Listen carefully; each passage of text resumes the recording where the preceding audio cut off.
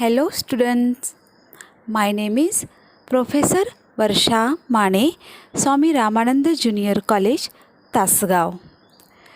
In this video, I will teach you section number 3.2. Do schools really kill creativity? In bracket, mind mapping. Students, this is the new writing skill of your syllabus. Before you start, we will see one picture of mind mapping. म्हणजे तुम्हाला mind मॅपिंगचा अर्थ व्यवस्थितपणे समजेल. In this picture or structure or design, there is main idea in the middle part. So, what is the mind mapping? Now listen very carefully. I will tell you what is mind mapping. It is a powerful graphic technique you can use to translate what's in your mind into a visual picture. Since mind mapping works like the brain does, it allows to organize and understand information faster and better. This is why mind mapping is known to be expression of radiant thinking. Mind mapping also a great tool brainstorming new ideas. Its unstructured format allows ideas and thoughts to flow freely. Since concepts are placed in grouping, it also allows ideas to jump around among topics rather than forcing them down a list. Students, what is mind map? Mind map म्हणजे नेमके काय आहे? तर तुम्ही जे शिकत आहात, बघत आहात ते तुमच्या वहीमध्ये नोट डाऊन करून ठेवणे किंवा लिहिणे की जे तुम्हाला पुन्हा केव्हाही वाचल्यानंतर लक्षात येते. महत्त्वाचे म्हणजे प्रत्येक व्यक्तीचे माइंड मॅप हे वेगळे असते. कारण प्रत्येक व्यक्तीची विचार करण्याची पद्धत ही वेगवेगळी असू शकते. उदाहरण द्यायचं झालं तर माझ्या मनात एखाद्या विषयावरती येणारे विचार हे तुमच्या मनात येणाऱ्या विचारासारखेच असतील असं नाही. विद्यार्थी मित्रांनो, अशा प्रकारे आपण मोठ्या गोष्टी इझिली लक्षात ठेवू शकतो. हा आहे माइंड मॅपचा उपयोग. तर माइंड मॅप बनवायचा कसा? त्याच्यासाठी आपल्याला नोट्स तयार करायच्या आहेत. Students, see this picture. This picture is a mind mapping. In mind mapping, you have to use different shapes, arrows, lines, connectors, balloons, boxes, curved arrows, clouds, scribbles, scrolls, explosions, etc. to describe your point of view.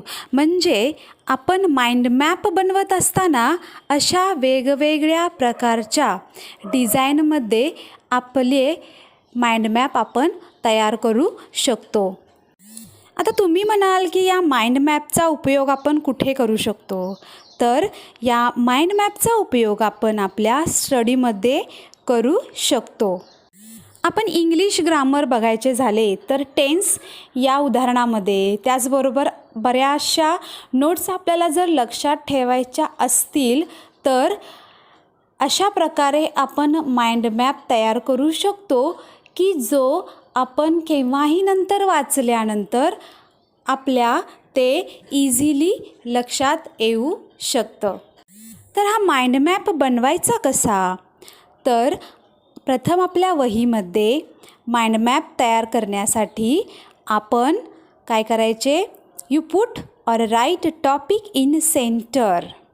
म्हणजे आपण जो काही topic निवडलेला आहे mind मॅपिंगसाठी तो topic आपण वहीच्या बरोबर सेंटरमध्ये लिहायचा. आफ्टरवर्ड्स आपल्याला पूर्ण मॅप तयार करायचा आहे. या मॅपमध्ये तुम्हाला ब्रँचेस तयार करायच्या आहेत किंवा लिहायच्या आहेत. फॉर एक्झाम्पल, जशा झाडाच्या ब्रँचेस असतात तशा. माइंड मॅप जेवढा मोठा बनवायचा आहे तेवढा मोठा बनवू शकतो. माइंड मॅपमध्ये तुम्हाला ज्या गोष्टी महत्त्वाच्या आहेत तेवढ्याच लिहायच्या आहेत. You write things that are important for you. Students, see, these are the some examples of mind mapping, and these are the different designs also. म्हणजे माइंड मॅप तयार करत असताना आपण वेगवेगळ्या प्रकारच्या डिझाईन्ससुद्धा वापरू शकतो की ज्या या चित्रामध्ये, या पिक्चरमध्ये मी तुम्हाला दाखवलेल्या आहेत तशा प्रकारे. Student, see one example of mind mapping. Mind mapping कसा तयार करायचा आहे एक उदाहरण तुम्हाला इथं दाखवलेलं आहे बघा. टॉपिक आहे आपला क्वालिटीज ऑफ अ लीडर, आणि तो टॉपिक आपण मध्ये लिहिलेला आहे. तर लीडरमध्ये कोणत्या क्वालिटीज असायला हव्यात त्या क्वालिटीज आपण ॲरो करून त्याच्या बाजूला लिहिलेल्या आहेत. काय आहेत क्वालिटीज? इन्स्पायरेशनल, म्हणजे नेता कसा असायला हवा, तर तो इन्स्पायरेशनल असायला हवा, म्हणजे त्याच्याकडून आपल्याला काहीतरी प्रेरणा घेता यायला हवी. त्याचबरोबर हॉनेस्ट, तो प्रामाणिक असायला हवा. त्याचबरोबर हायली कमिटेड, तो मदत करणारा असावा. पॅशनेट असावा. रिफ्लेक्टिव्ह डिसिसिव्ह असावा. त्याचबरोबर क्रिएटिव्ह असावा. He is also a problem solver, त्यानं त्याच्या मित्रांना येणारे प्रॉब्लेम त्यांनी सॉल्व करायला हवेत. त्याचबरोबर तो सपोर्टिव्हसुद्धा असायला हवा. अशा प्रकारे हे आहे माइंड मॅप. आता हा जो माइंड मॅप आहे तो माइंड मॅप मी तुम्हाला सांगितलेला आहे. याच्या माइंड मॅपमध्ये तुम्हाला वाटणारे इम्पॉर्टंट पॉईंट्ससुद्धा तुम्ही ॲड करू शकता. हा जो माइंड मॅपिंगचा प्रकार आहे तो सिम्पल माइंड मॅपिंगचा आहे. Now you will see next type of mind mapping as well as next design of mind mapping. See this another picture of mind mapping or design of mind mapping. I will choose here subject health, and there are many branches: diet, sleep, stress, exercise, health. These are the branches, and that branches also have a sub branches. म्हणजे या ठिकाणी तुम्हाला जे mind मॅपिंगचे design दिसत आहे अशा प्रकारे सुद्धा तुम्ही माइंड मॅपिंग तयार करू शकता. Students, in our textbook there are some examples of mind mapping. See on page number 142 last paragraph. As evidence of how schools kill creativity, Robinson cited the example of a young girl called Gillian Lane, who at the age of 8 was already viewed as a problem student with a probable learning difficulty due to her inability to sit still and concentrate.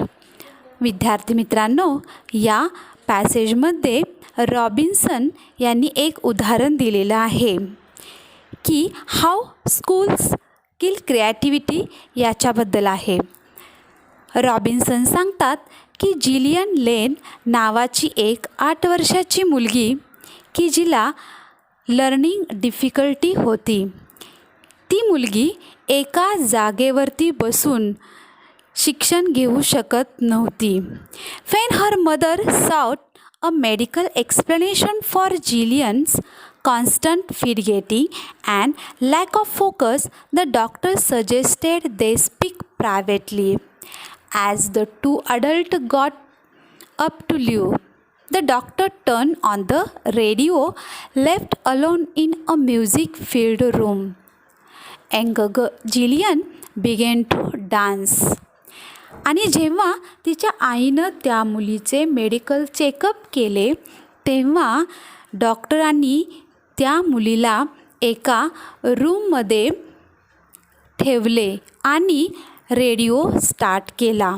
ज्यावेळेस music start झाले त्यावेळेस Jillian begin to dance. Observing her through the window the doctor turn to her mother. Jillian's not sick. आणि जेव्हा त्या मुलीचे observing करण्यात आले तेव्हा डॉक्टर म्हणाले की your Gillian is not sick. He said she is a dancer. तुमची मुलगी आजारी नाही तर ती एक डान्सर आहे. Today at the age of 92, आज वयाच्या 92व्या वर्षी Gillian can look back on a long career in ballet dance and musical theatre which saw her become one of the world's most successful choreographer with hits like Andrew Lloyd Webber's Cats and Phantom of the Opera among her many achievements. आणि अशा रीतीने त्या Jillian लेन नावाच्या मुलीने आपल्या जीवनामध्ये मोठ्या प्रमाणात अचिव्हमेंट प्राप्त केली, ती कोरिओग्राफर म्हणून आणि म्युझिकल थिएटरमध्ये सुद्धा. At her school had all but written her off, mistaking her extraordinary talent for some form of behavioural problem or cognitive impairment. त्या मुलीला स्कूलमध्ये तिच्याकडे दुर्लक्ष जरी झाले तरी देखील ती आज नावाजलेली कोरिओग्राफर म्हणून प्रसिद्ध आहे. तर विद्यार्थी मित्रांनो, या उतार्यावरती खाली तुम्हाला माइंड मॅपिंग तयार करून दाखवलेले आहे. अशा प्रकारे तुम्हीसुद्धा तुमच्या स्टडीचे किंवा तुम्ही ज्या काही नोट्स तयार करता त्या नोट्सचे माइंड मॅपिंग तयार करू शकता आणि त्या माइंड मॅपिंगचा उपयोग तुम्हाला तुमच्या एज्युकेशनमध्ये इझिली करता येऊ शकतो.